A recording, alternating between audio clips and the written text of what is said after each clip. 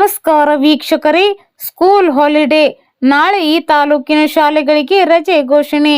ಈ ಜಿಲ್ಲೆಯಲ್ಲಿ ಭಾರೀ ಮಳೆ ಎಚ್ಚರಿಕೆ. ಕಾವೇರಿ ಕೊಳ್ಳದಲ್ಲಿ ಪ್ರತಿಭಟನೆ ಕಿಚ್ಚು ದಗದಗಿಸೋದಕ್ಕೆ ಶುರುವಾಗಿದೆ.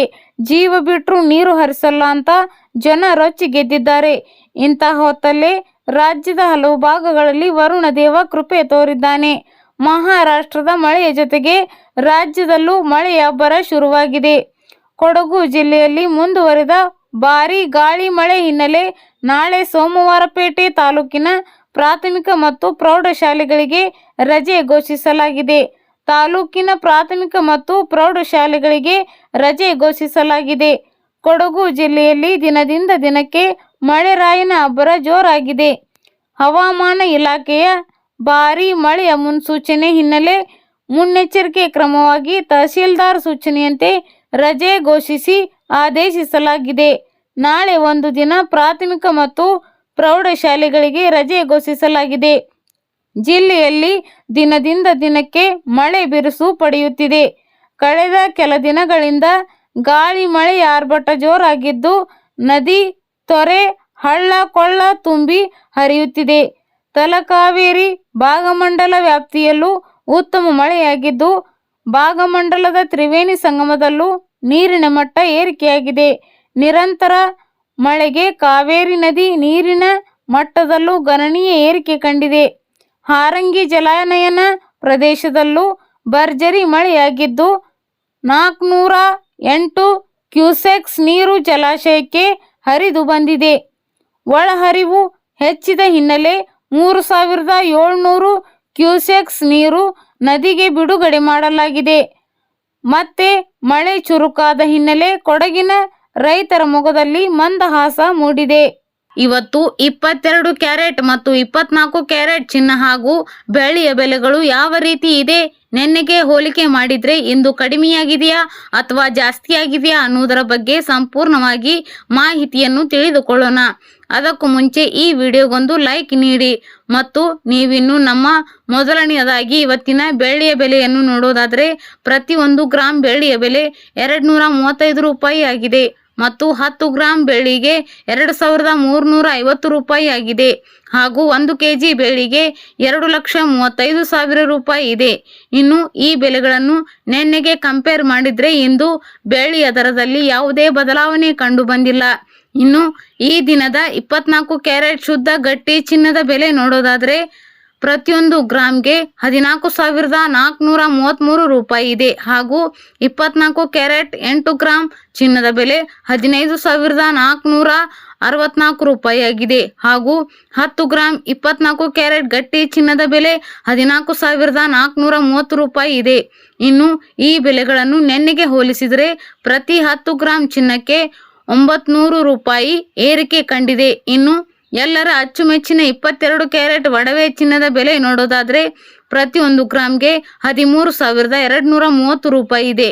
ಅದೇ ರೀತಿ 22 ಕ್ಯಾರೆಟ್ 8 ಗ್ರಾಂ ಚಿನ್ನದ ಬೆಲೆ 1,05,840 ರೂಪಾಯಿ ಇದೆ ಹಾಗೂ 10 ಗ್ರಾಂ 22 ಕ್ಯಾರೆಟ್ ಚಿನ್ನದ ಬೆಲೆ 1,32,300 ರೂಪಾಯಿ ಇದೆ. ಇನ್ನು ಈ ಬೆಲೆಗಳನ್ನು ನಿನ್ನೆಗೆ ಹೋಲಿಸಿದರೆ ಪ್ರತಿ 10 ಗ್ರಾಂ ಚಿನ್ನಕ್ಕೆ 900 ರೂಪಾಯಿ ಏರಿಕೆ ಕಂಡಿದೆ.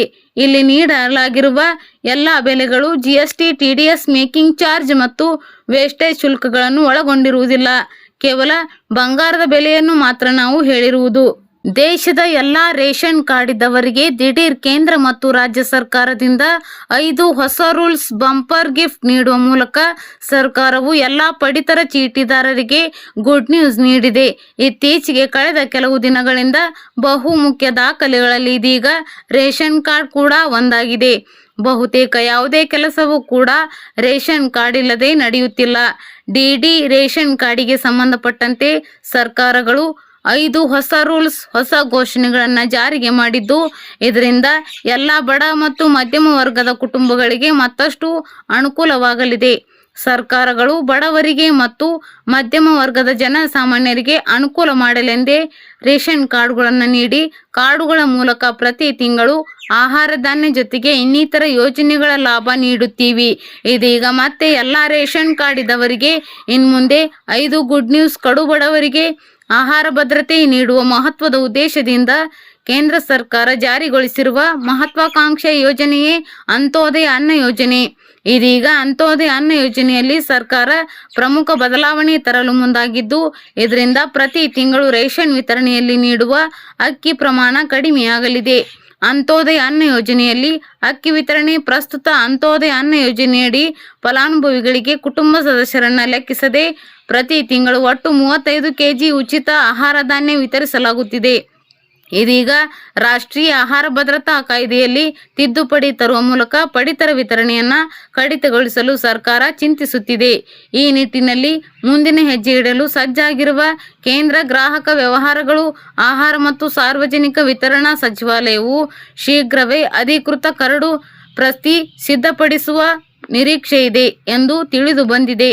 ಅಂತ್ಯೋದಯ ಅನ್ನ ಯೋಜನೆಯಲ್ಲಿ ಏನು ಬದಲಾಗಲಿದೆ?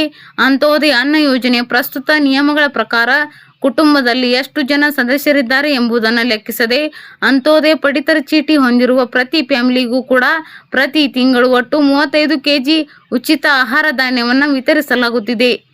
ಈ ನಿಯಮಕ್ಕೆ ಮೇಜರ್ ಸರ್ಜರಿ ಮಾಡಲು ಮುಂದಾಗಿರುವ ಕೇಂದ್ರ ಆಹಾರ ಇಲಾಖೆ ಇನ್ಮುಂದೆ ತಲೆಗಿಷ್ಟು ಎಂಬಂತೆ ಲೆಕ್ಕಾಚಾರದಲ್ಲಿ ಆಹಾರ ಧಾನ್ಯಗಳನ್ನು ಹಂಚಿಕೆ ಮಾಡುವ ಬಗ್ಗೆ ಗಂಭೀರವಾಗಿ ಚರ್ಚಿಸುತ್ತಿದ್ದು, ಇದಕ್ಕಾಗಿ ರಾಷ್ಟ್ರೀಯ ಆಹಾರ ಭದ್ರತಾ ಕಾಯ್ದೆ 2013ರಲ್ಲಿ ತಿದ್ದುಪಡಿ ತರಲು ತಯಾರಿಗೆ ನಡೆಸಿದೆ ಎನ್ನಲಾಗಿದೆ.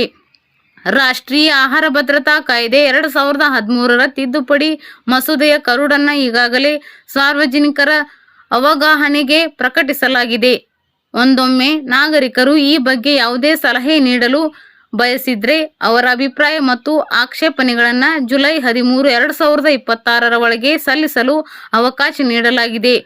ಲಭ್ಯವಿರುವ ಮಾಹಿತಿಗಳ ಪ್ರಕಾರ ಸಾರ್ವಜನಿಕರ ಪ್ರಕ್ರಿಯೆಯನ್ನು ಪರಿಶೀಲಿಸಿದ ಬಳಿಕವೇ ರಾಷ್ಟ್ರೀಯ ಆಹಾರ ಭದ್ರತಾ ಕಾಯ್ದೆ 2013ರ ತಿದ್ದುಪಡಿಯ ಬಗ್ಗೆ ಲೋಕಸಭೆಯಲ್ಲಿ ಪ್ರಸ್ತಾಪಿಸಲಾಗುವುದು ಎನ್ನಲಾಗಿದೆ. ಅಂತ್ಯೋದಯ ಅನ್ನ ಯೋಜನೆ ಹೊಸ ನಿಯಮದ ಆಗುವ ಬದಲಾವಣೆ ಏನು? ಅಂತ್ಯೋದಯ ಅನ್ನ ಯೋಜನೆ ಅಡಿಯಲ್ಲಿ ಕೇಂದ್ರ ಆಹಾರ ಇಲಾಖೆ ತರಲು ಹೊರಟಿರುವ ಹೊಸ ನಿಯಮದ ಪ್ರಕಾರ ಅಂತ್ಯೋದಯ ಪಡಿತರ ಕಾರ್ಡ್ ಹೊಂದಿರುವವರಿಗೆ ಪ್ರತಿ ತಿಂಗಳು ವಿತರಿಸಲಾಗುವ ಪಡಿತರ ಹಂಚಿಕೆ ಸಂಪೂರ್ಣ ಲೆಕ್ಕಾಚಾರವೇ ಬದಲಾಗಲಿದೆ. ಹೊಸ ನಿಯಮಗಳ ಪ್ರಕಾರ ಅಂತ್ಯೋದಯ ಅನ್ನ ಯೋಜನೆ ಕಾರ್ಡ್ ಹೊಂದಿರುವ ಕುಟುಂಬದಲ್ಲಿ ಪ್ರತಿ ಸದಸ್ಯರಿಗೆ 7 ಕೆಜಿ ಆಹಾರ ಧಾನ್ಯವನ್ನು ವಿತರಿಸಲು ನಿರ್ಧರಿಸಲಾಗುತ್ತಿದೆ.